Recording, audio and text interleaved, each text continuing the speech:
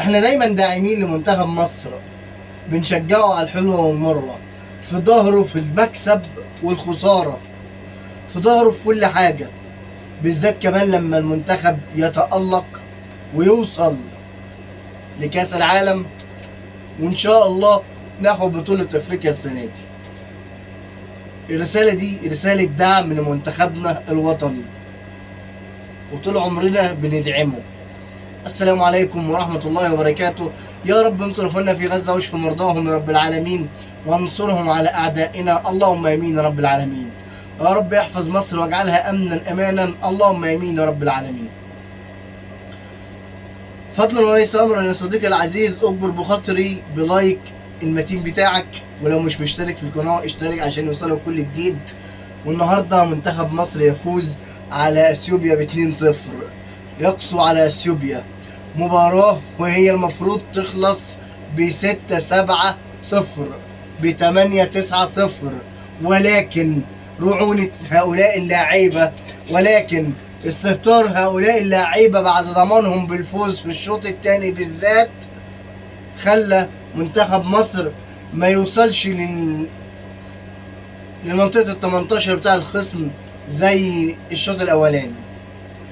اللاعب المصري تعود منه على كده، انه خلاص ضمن الفوز او ضامن انه هو هيفوز الماتش اللي هو جاي، فهتلاقي فيه استهتار في اللعب، تلاقي فيه رعونة في اللعب، تلاقي فيه اللعب بأريحية. هو ينفذ لك الجمل بتاع المدرب، ينفذ لك كل خطط المدرب، ولكن بهدوء، مفيش حماسة، مفيش شراسة، مفيش اي حاجة من الكلام ده.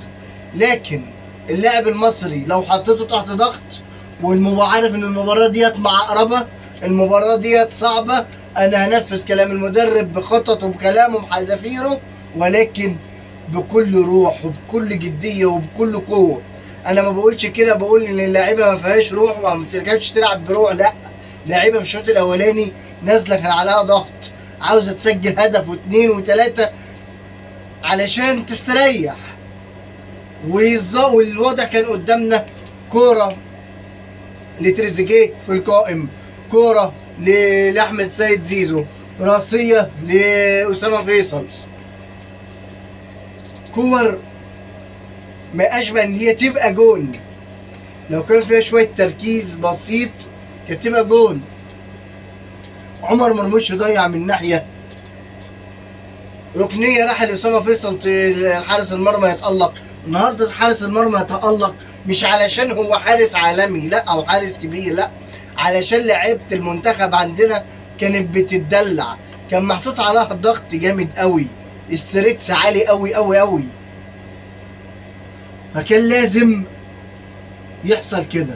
الشوط الاولاني الحمد لله لعبنا، ادينا شوط محترم، شفنا جمل متحفظه من الكابتن حسام حسن في ارض الملعب، ضربات ركنيه بتتلعب بتكنيك معين، ضربات حره مباشره بتتلعب بتكنيك معين متحفظ متدربين عليه. شفنا فعلا شغل المدرب في ارض الملعب صحيح، ولكن استهتار اللعيبه في الشوط الثاني خلى مصر تصعد او تكسب الماتش ب 2-0، خلى مصر ما توصلش لمنطقه 18 بتاع الخصم كتير، خلى مصر ما تبقاش ضغط على اثيوبيا كتير، خلى فيه روح او ادينا نفس لاثيوبيا ان هي تعمل علينا هجمات مرتده، ان هي تعمل علينا خطوره. واخطرهم الكره اللي كانت اتلعبت من الركنيه وكانت هتخش فينا جون لولا تمركز محمد الشناوي على خط المرمى صح، لولا توقعه للكره صح، لولا ان هو بيظهر في الاوقات العصيبه صح، كان زماننا دلوقتي قاعدين قلقانين. دلوقتي بقى 2-1 وممكن كمان خلاص ياخدوا الثقه ويبداوا يضغطوا، لعيبه منتخب مصر خلاص هنجت عشان بذل كل مجهود الشوط الاولاني، ممكن يخش هنا التعادل والماتش يتعقرب والماتش يروح مننا. بس بفضل ربنا سبحانه وتعالى اراد ان ننزع ال3 نقاط من اثيوبيا، اراد ان جماهير الكرة المصرية اللي كانت موجودة وبتشجع المنتخب من اول دقيقه لاخر دقيقه في استاد القاهره الدولي تروح مبسوطه، تروح مجبوره الخاطر. النهارده كل اللاعيبه عملت اللي عليها في الشوط الاولاني بالذات، كل اللاعيبه موتت نفسها. كابتن حسام حسن ما خلاش ولا اللاعيبه خلت، ولكن زي ما في ايجابيات في سلبيات.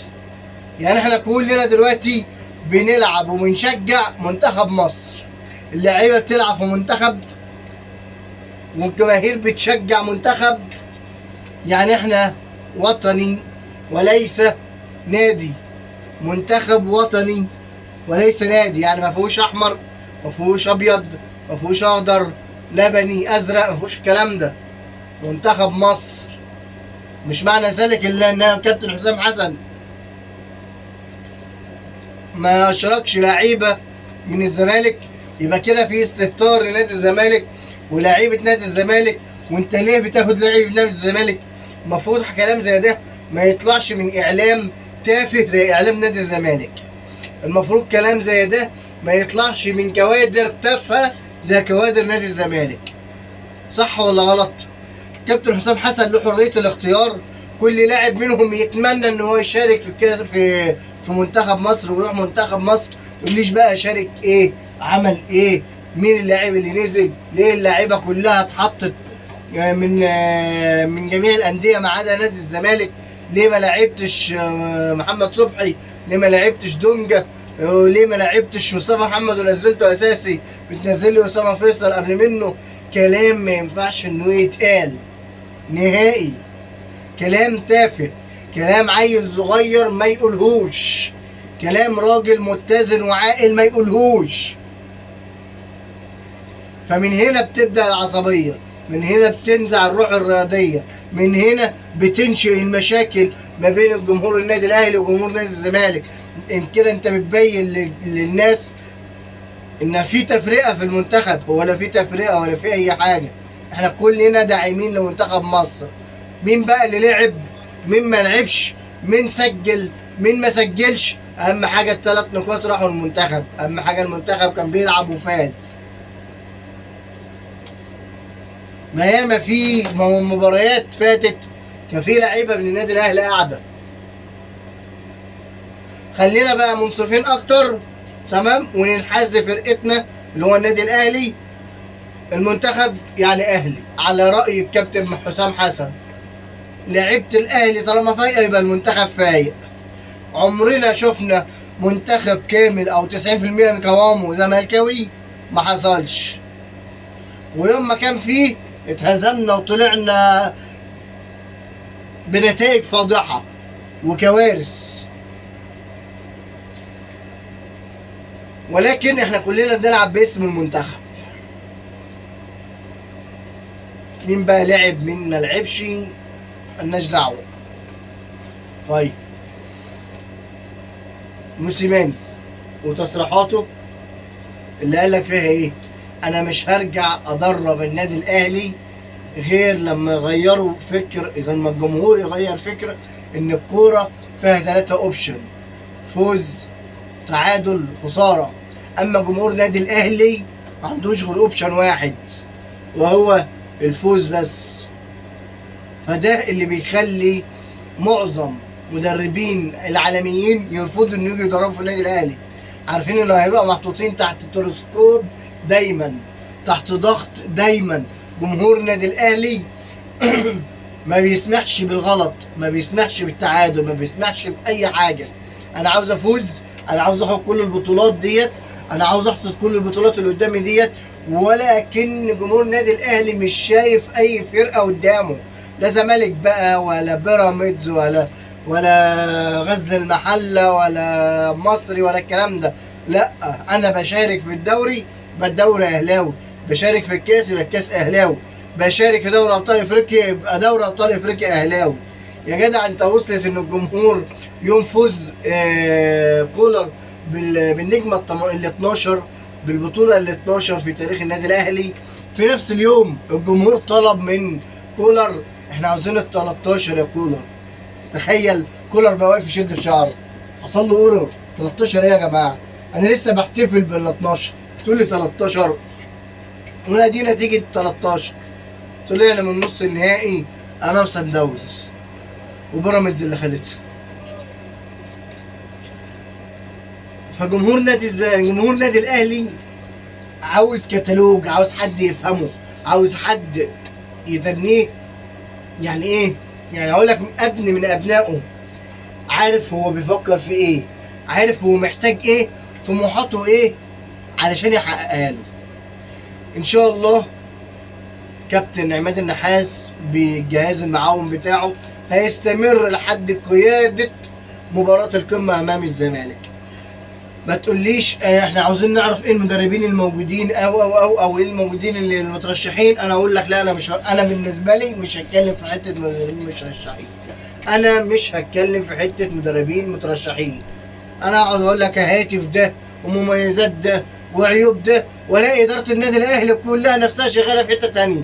اللي اضمن اقوله لك ان النادي الاهلي شغال اولا على الجنسيه البرتغاليه، بعد كده الجنسيه الالمانيه، بعد كده كرواتيا وصربيا وسويسرا. 5 جنسيات النادي الاهلي شغال عليهم.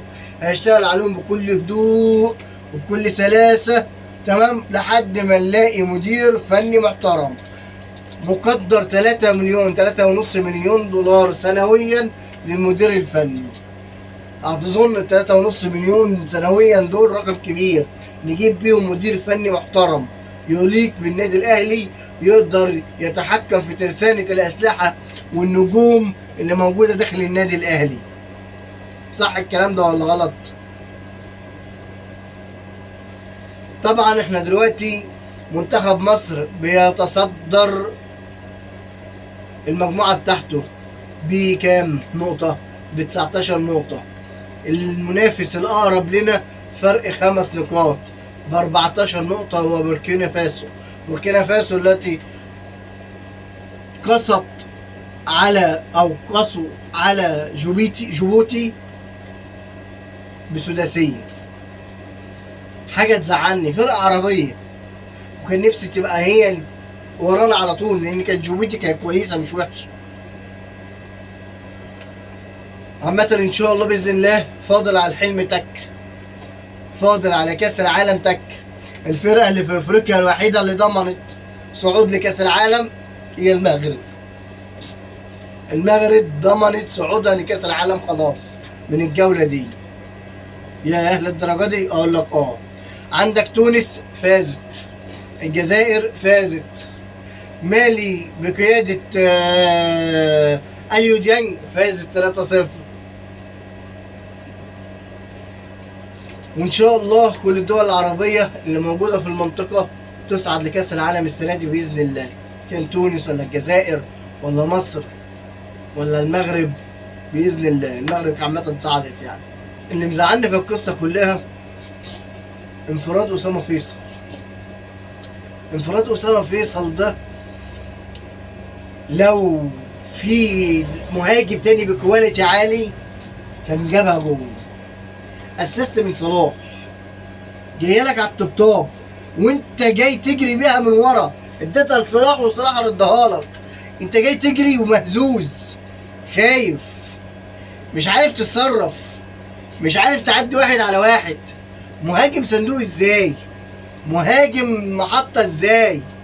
يعني انت مش عارف تتخطى اللي قدامك وعشان تتخلص منها اديتها لصلاح يسهل لك امورك عبال ما تفتح له ويديها لك تاني، واديها لك بالمقاس وجيت ضيعتها. دي مش كواليتي مهاجم النادي الاهلي كان بيجري عليه. مش هيقدر يخلص في ظروفه لما يبقى مضغوط، مش هيعرف يخلص. ولو وصلتوا معايا لحد هنا اذكروا الله وصلوا على النبي، وفضلا وليس امرا اللايك بتاعك جميل، ولو مش مشترك في القناه اشترك علشان يوصلك كل جديد. والسلام عليكم ورحمه الله وبركاته.